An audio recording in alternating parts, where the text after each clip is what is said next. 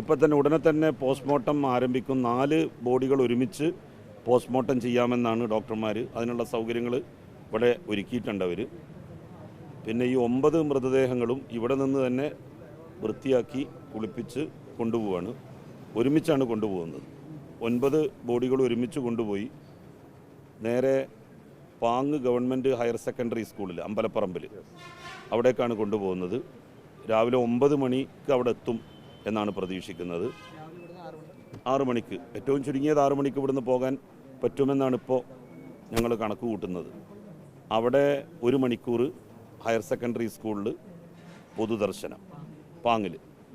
അത് കഴിഞ്ഞ് 10 മണിക്ക് അവിടെ നിന്ന് അതത് വീടുകളിലേക്ക് ബോഡികൾ കൊണ്ടുപോകും. പിന്നെ അവരുടെ സൗകര്യമനുസരിച്ച് ബാക്കി കാര്യങ്ങൾ ഓരോ വീട്ടുകാരും ചെയ്യും. കുട്ടിയെ പിന്നെ കോട്ടക്കൽ മിംസിലേക്ക് കുട്ടിയുടെ വാപ്പയുടെ കൂടെ തന്നെ ആ കുട്ടിയെ അങ്ങോട്ട് പറഞ്ഞയച്ചിട്ടുണ്ട്, കൊണ്ടുപോയിട്ടുണ്ട്.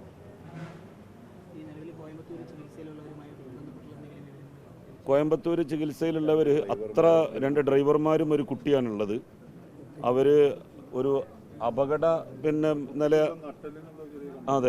തരണം ചെയ്തിട്ടുണ്ട് എന്നാണ് പറഞ്ഞത്. തരണം ചെയ്തിട്ടുണ്ട് എന്നാണ് അറിയാൻ സാധിച്ചത്. ഞങ്ങൾ കണ്ടിട്ടില്ല.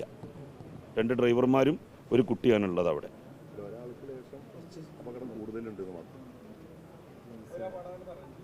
അല്ല, തരണം ചെയ്തു എന്നാണ് അവിടെ നിന്ന് അറിയാൻ പറ്റിയത്. 6 മണിക്ക് ഒരുമിച്ച് 9 പേരുടെ ബോഡി ഒരുമിച്ച് ഇവിടുന്ന് പാങ് അമ്പലപ്പറമ്പിലെ ഗവൺമെൻറ് ഹയർ സെക്കൻഡറി സ്കൂളിലേക്ക് പൊതുദർശനത്തിന് കൊണ്ടുപോകും.